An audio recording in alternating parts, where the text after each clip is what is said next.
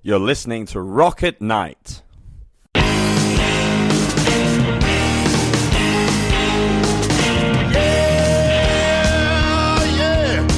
you ready?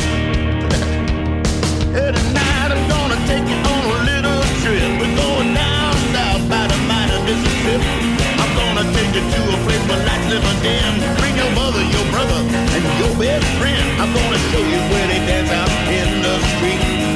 They'll tell you all about your body heat. Not gonna talk about it, just gonna do it. Get on down, if you feel up good now. Get on down. Okay, this is Charisse with Rock at Night, and this is our first interview of 2025. And we're speaking with Annemarie Jo, a musician, songwriter from Detroit, Michigan. Hey, Annemarie. Hi, Charisse. How are you doing today? Do you want me to stick the Jo on or just Annemarie? Annemarie is good. I know it's a mouthful already. Yeah. Well, Rock at Night premiered your song. I think it came out in November. Excuse Me While I Lose My Cool. Yes. Let's talk about that song. The video was a lot of fun. Yes, that was my very first music video. So that was a lot of fun. The shooting and everything was way more energy than I expected that it demanded. But it was very cool. We shot it in Detroit at Aretha's Jazz Cafe. So like I said, it was my very first time working with, worked with White Knuckle Productions. And they did such a fabulous job. I was very nervous, obviously, showing up. We shot for around eight and a half hours, I think. Yeah, 8.5 hours just for 3 minutes of play. So it was a lot of effort, but it was good. You know, it took time to shake out the nerves and get comfortable in front of the camera.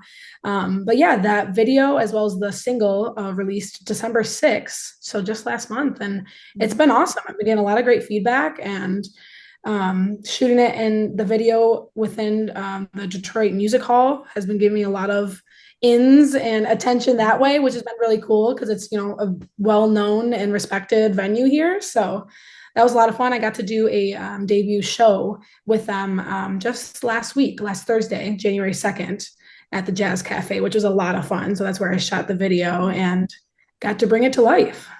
What was cool about the video is you actually had a storyline. Yes. Yeah, that was a lot of fun. I did not come up with that. Everyone's like, did you come up with that? No, the video producer, Drake, he was so awesome, came up with that idea. And I kind of liked it because it took the attention a little bit off of me and kind of gave this idea and, you know, it grabbed your attention for the song rather than just listening to this song and seeing me perform on a stage for 3.5 minutes. So yeah, I thought it was a lot of fun. And that was so fun to play a bartender role because I've never worked at a restaurant or been behind a bar like that, at least not when I'm allowed to. So that was a lot of fun. Well, what was cool is you were performing on stage, you're playing the electric guitar, and I believe there was a sax player with you as well. Yes, Keith Kaminsky. He's actually one of Bob Seger's saxophone players. So I had 3 of the horns groups from brass jar music horns. So yeah, it was so awesome. I was able to get in with them. My producer, Chuck Alkazian from Pearl Sounds, knows them and was able to get them in. And then he was nice enough to say, yeah, I'll come out for the shoot. So that was really awesome to have him there for the solo. Of course, the production is great. I love Chuck's work. And yeah. I'm sure you enjoy working with him. I mean, the sax, everything is great. Well, I reviewed your song and your video, and I really was getting the bluesy vibes. Are you going in this direction of being a blues artist, or what? Tell me about that. So labeling myself as a genre has been something that I struggled with over the last few years. And I think putting out this song has helped me kind of like shake that fear of like trying to fit within this box of, okay, I can be a pop artist or I can be this. But I had so many different musical influences growing up. Like my dad was listening to Hall & Oates, Billy Joel, America, like a lot of this yacht rock as well as classic rock, like the Rolling Stones and stuff like that, where I was also influenced with my mom's music of Tina Turner and Aretha Franklin and Diana Ross. So for a while, I didn't put out too much music or, struggled to even get into the studio because I was like, man, I don't know what I want to label myself as. So I released a song in February, Cherry on Top. I'm not sure if you're familiar, but that was more pop, maybe a little bit R&B. And But it then was I had, kind of jazzy, kind of yeah, a jazzy. little bit. Yeah. Yeah. And so this one, I was like, man, I want to rock it up a little bit. And so I said, screw it. I'm not going to fit myself into a certain genre. I'm just going to put out what music I want to. Now, with that being said, I'm not going to so drastically like take my fans on this huge roller coaster, but I think it's refreshing seeing some artists nowadays just putting out some music that has all these different influences. So yeah, maybe you'll see a little bit more blues rock from me, or maybe some pop. But we'll see where it flows. Your voice really lends it well to the blues genre. That's Yeah. why I said that. And I happen to be a fan too. I mean, you gave me this, you have like a little bit of a huskiness to the voice, Mhm. which made me think of like Susan Tedeschi. I Yes. also saw you did a video of Etta James. And Yes. so I figured, wow, maybe she's going to start kind of Yeah. getting into that niche there of blues. I don't know if you're familiar with Beth Hart. She's my favorite. Okay. You need to Yeah, look it her just up. sounds familiar. I'll check her out. But Susan Tedeschi and the Trucks Band is a huge influence on me. And I definitely get that a lot. And that means so much to me because, oh, she's just so amazing. But Well, and also playing the electric guitar, she does that too. yeah. So I definitely was picking up on those vibes. The song is great.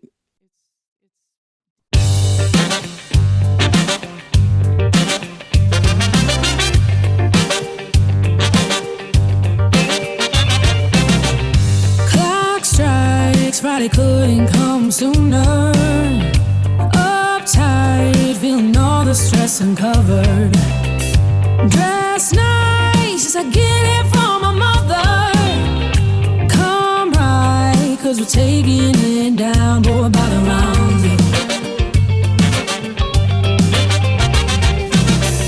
See me, yeah, you know it's time to let go. Bubbly, dancing only with Prosecco. Babe, please, should've known this from the get-go. Nobody else in here can make me wanna leave. Yeah, we better get down tonight. So, come take my hand, let the beat take you in. I don't care, we could be the only ones out. We won't leave until we shut this place down. I know the night is young, baby, there ain't no rules. Let me grab another, excuse me while I lose my cool. Yeah.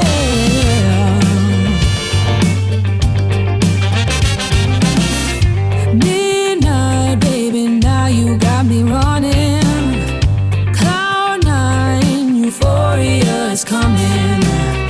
It's alright, baby, there will be no judgment. Let's stay awake till the break of day, cause the thrills we're gonna chase. Oh, come take my hand, let the beat take you in. I don't care, we could be the only ones out. We won't leave until we shut this place down. I know the night is young, baby, there ain't no rules. Let me grab another, excuse me while I lose my cool.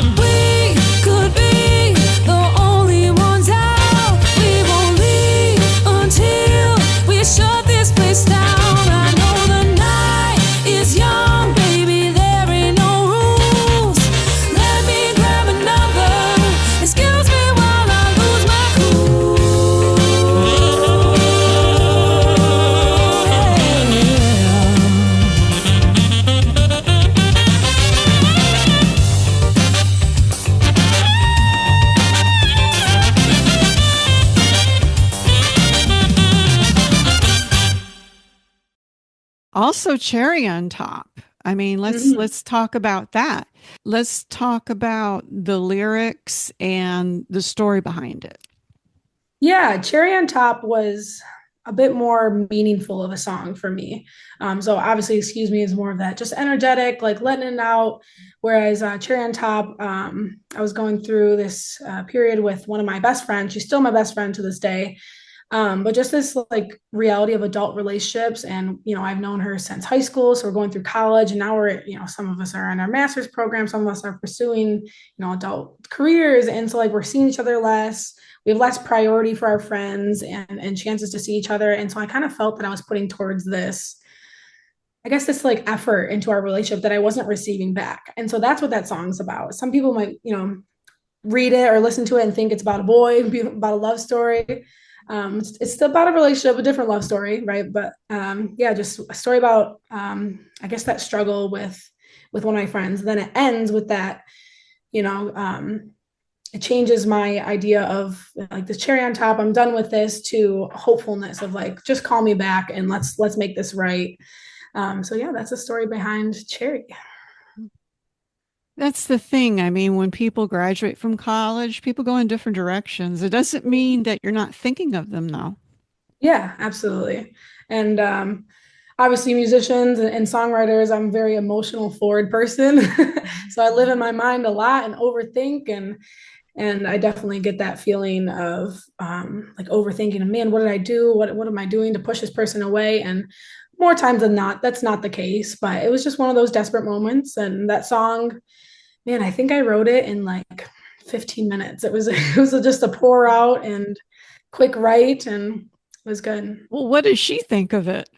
My friends, like I said, they still all love me and they understand, the efforts of it. And I'm so grateful for all my friends. I have 5 or 6 just really close girlfriends that, we're okay if we have an issue, we're going to talk about it because, man, I value our relationship and I don't want anything to come between it, which is a really healthy way of doing it. But yeah.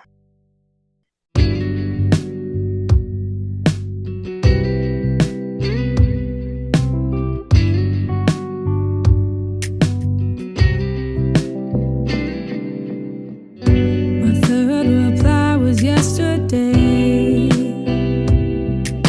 Seems I have overspent my stay.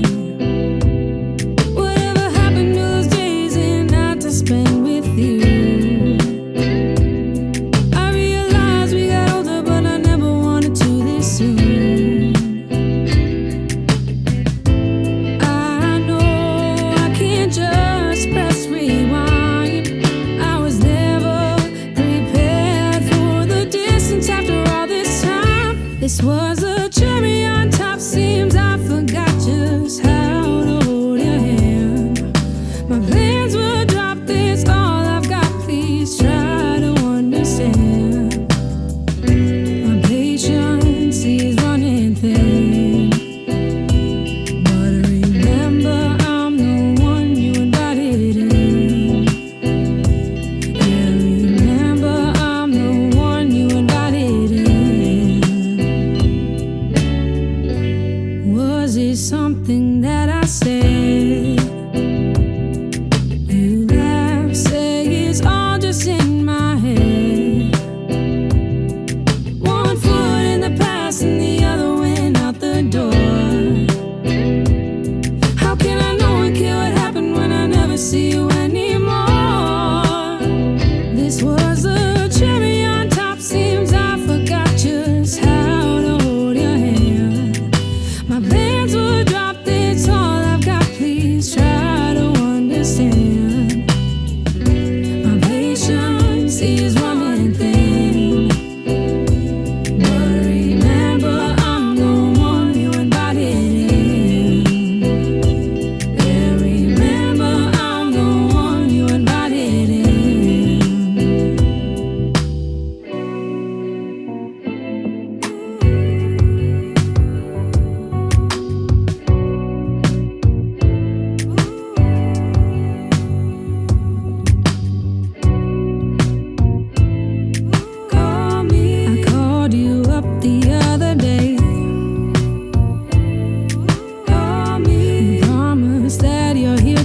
understand. So won't you come here for a while? I promise I can make you smile.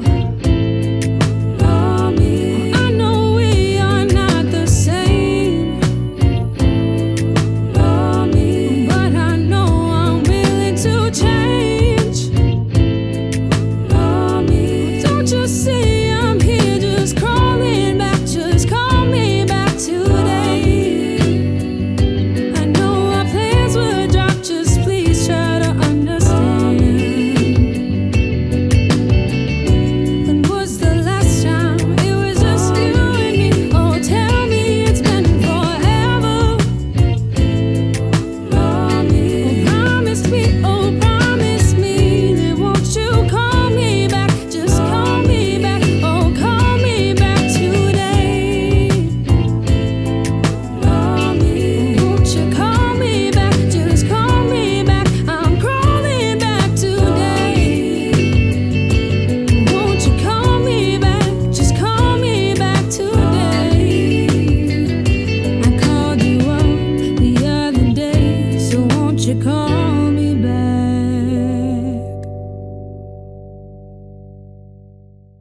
Here, sisterhood is really important because Absolutely. I'm the same way. And I think it's really important for women to support other women, Definitely. especially in the music industry.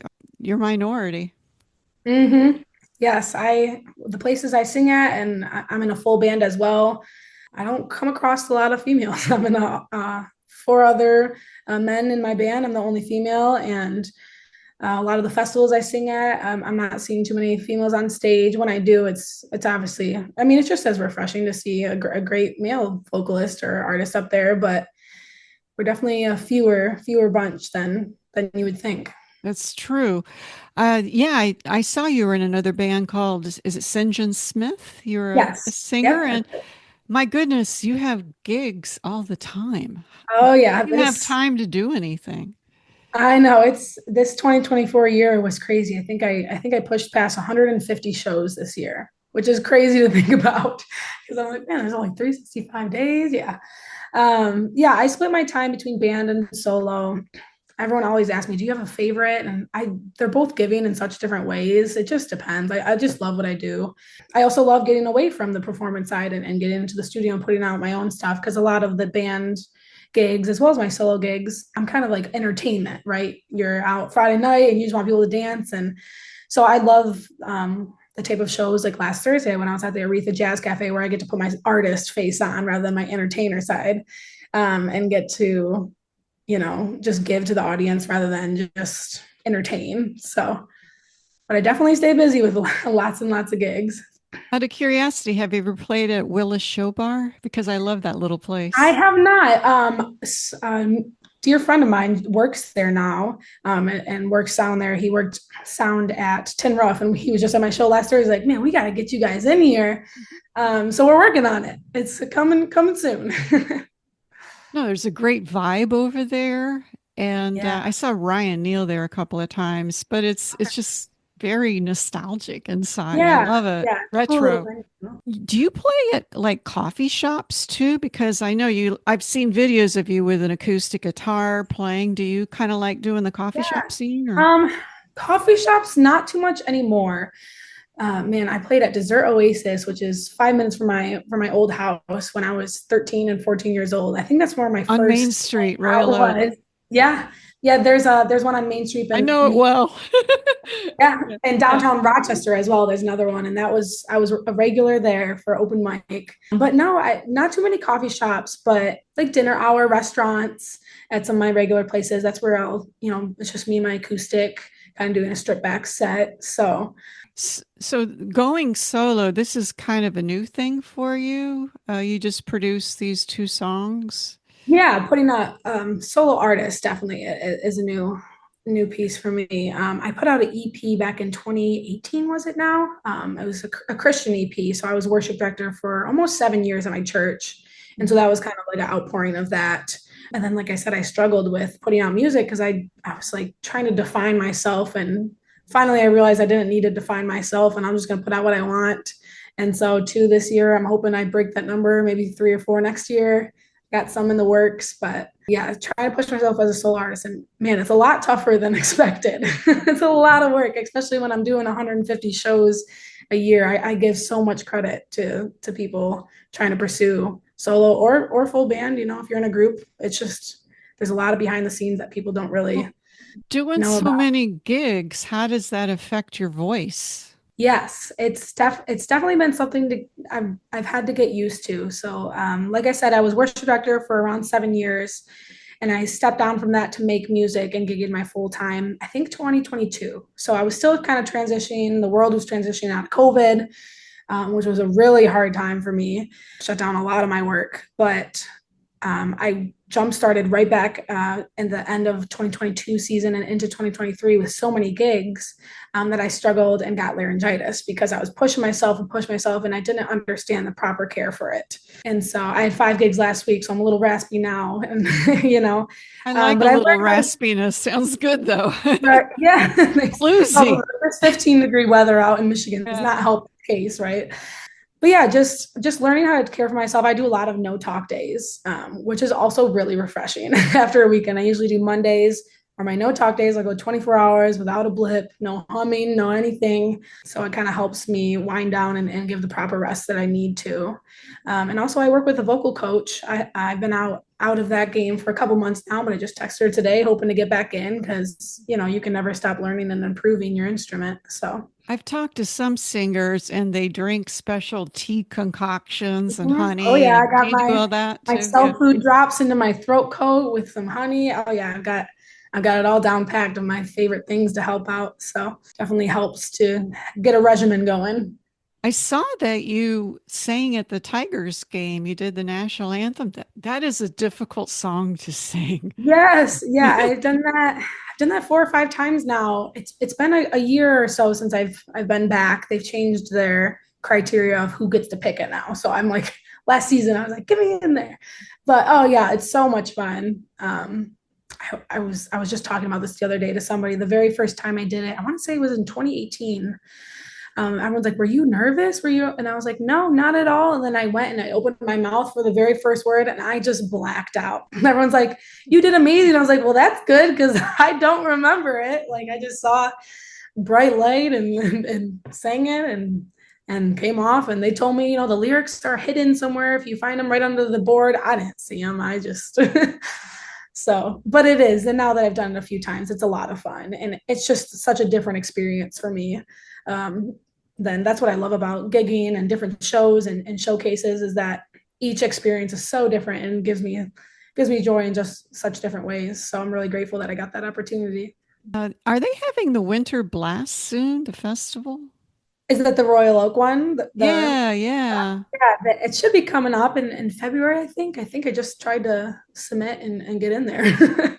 Yeah, that was one of my questions. It's going to be festival season before you know it. And do you have your sights on any of the festivals? Yeah, I put in I did all my festival submissions, not all of them, but quite a few new ones. That's a goal of mine for 2025 is to branch out from my normal gigging places. So I have a lot of regular places that I go and attend, which is nice for income. But I'm trying to branch out, and festivals are a great way for people to learn the artist and not just the entertainment and side music. So I know I'll be back at Arts Beats and Eats this year, which was so awesome. I was there last year for my very first time on the acoustic stage. And I'll be back there with my full band, actually under the name Taylor Tucky, which is their sister band. So we'll be playing more country, but we'll be on the main national stage this year, which is really awesome. So You really are hopefully, versatile. yeah. You do play a lot of genres, don't you? Yes, country is not in my genre. I started off playing a lot of country, especially when I was gigging younger, but they got that opportunity to do it as the country band for the country stage. So I'll just be helping out and singing some songs, and I don't know, maybe we'll throw a couple of my originals in there. Maybe Excuse Me can pass off as country, switch that saxophone solo to electric guitar solo and call it a day. Well, look at how many pop stars have switched to country. Oh yeah, so many.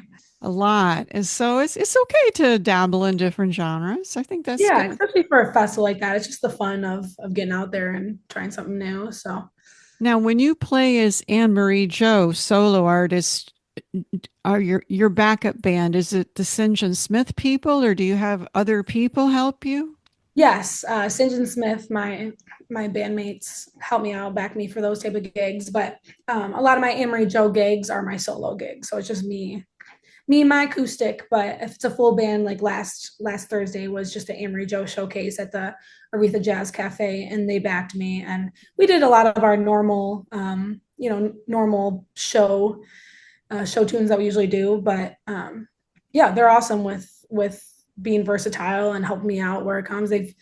My drummer came and drummed for me for Excuse Me While I Lose My Cool, as well as my guitarist, and I know any other of them would be willing to come and help me, and they're very supportive of my independent role as well as an artist.